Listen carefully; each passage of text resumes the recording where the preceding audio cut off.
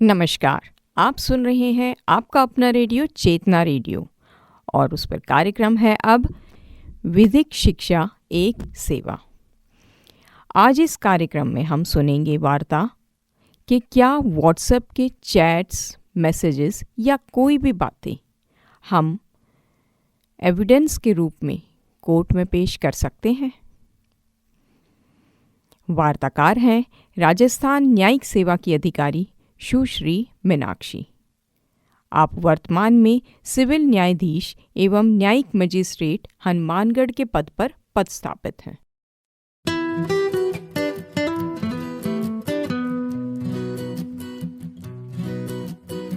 सभी श्रोताओं को मेरा नमस्कार। साइबर क्राइम और इलेक्ट्रॉनिक तथा डिजिटल रिकॉर्ड से संबंधित सेशंस के क्रम में आज के सेशन में हम ये जानेंगे कि क्या व्हाट्सएप के ज़रिए किए गए मैसेजेस या चैट्स को सबूत के तौर पर कोर्ट में पेश किया जा सकता है या नहीं, और अगर पेश किया जा सकता है तो उसका तरीका क्या है। व्हाट्सएप मैसेज से हम अक्सर बहुत से लोगों से बातचीत करते हैं और इसीलिए व्हाट्सएप चैट में की गई बात कोई भी कॉन्ट्रैक्ट या आपसी लेन देन एक सबूत के तौर पर बहुत महत्वपूर्ण चीज हो जाती है। अब बात आती है कि क्या इनको कोर्ट में सबूत के तौर पर पेश किया जा सकता है। तो इसके बारे में हमारे देश की सर्वोच्च अदालत ये कहती है, एक केस है अंबालाल साराभाई एंटरप्राइजेस लिमिटेड बनाम KS इंफ्रास्पेस LLP limited and another, वर्ष 2020 का ये केस है। इसमें माननीय सर्वोच्च न्यायालय द्वारा यह कहा गया है कि जो व्हाट्सएप मैसेज हैं, चैट्स हैं, ये एक तरह से वर्चुअल वर्बल कम्युनिकेशन की तरह से हैं और इनको कोर्ट में एविडेंस के तौर पर पेश किया जा सकता है। लेकिन पेश करने के बाद जो भी व्यक्ति इसको पेश कर रहा है उसे इन चैट्स के अंदर जो भी इसका कंटेंट है, जो भी इसका मैटर है, उसको अपनी साक्ष्य से कोर्ट में साबित करना होगा। सिर्फ सबूत के तौर पर पेश करने से वो साबित नहीं होगा। लेकिन सबसे महत्वपूर्ण बात जानना ये जरूरी है कि हाँ, व्हाट्सएप चैट्स को सबूत के तौर पर कोर्ट में पेश किया जा सकता है। अब ये तो बात है वर्ष 2020 की, लेकिन अगर हम देखें तो 1 जुलाई 2024 से लागू हुए नए भारतीय साक्ष्य अधिनियम में जो दस्तावेज की परिभाषा दी गई है उसके अनुसार सभी प्रकार के इलेक्ट्रॉनिक रिकॉर्ड्स को भी दस्तावेज की श्रेणी में माना गया है। और उसके अनुसार अगर हम देखें तो हम व्हाट्सएप चैट्स को तब भी सबूत के तौर पर कोर्ट में पेश कर सकते हैं। तो ये तो हुई एक बात। अब है कि इनको पेश करने का तरीका क्या होगा। 2 तरीके हैं। सबसे पहला तरीका तो ये है कि जिस फोन में ये व्हाट्सएप चैट है, जिसको कोई भी पक्षकार बतौर सबूत कोर्ट में पेश करना चाहता है, वो अपने फोन को ही कोर्ट में जमा कर दे।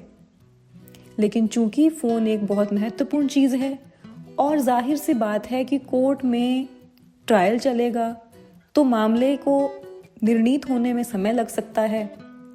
तो बजाय फोन को जमा करने के बतौर साक्ष्य ये भी किया जा सकता है कि व्हाट्सएप चैट का स्क्रीनशॉट लेकर उसका प्रिंट आउट लिया जाए और फिर उस प्रिंट आउट के साथ भारतीय साक्ष्य अधिनियम की धारा 63 में जिस सर्टिफिकेट का प्रावधान दिया गया है उस सर्टिफिकेट के प्रारूप के साथ उस प्रिंट आउट को भी कोर्ट में बतौर एविडेंस पेश किया जा सकता है।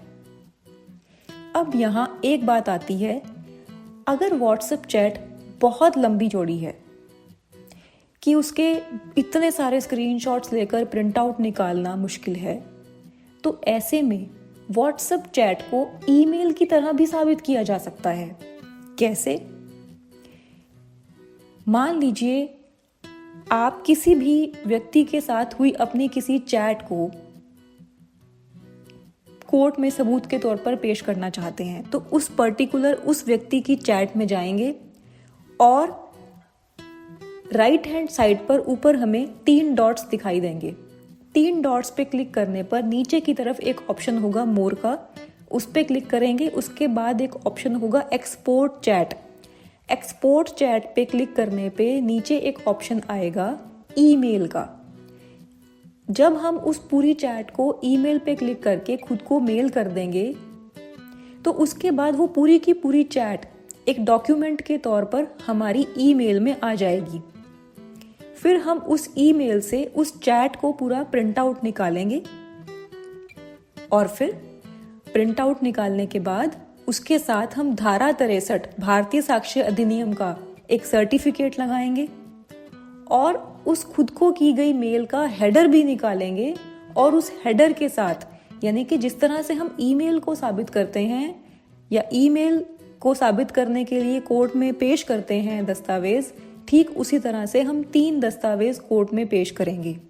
सबसे पहला वो पूरी की पूरी चैट, दूसरा उस ईमेल का हेडर और तीसरा धारा 63 के अंदर भारतीय साक्ष्य अधिनियम का सर्टिफिकेट।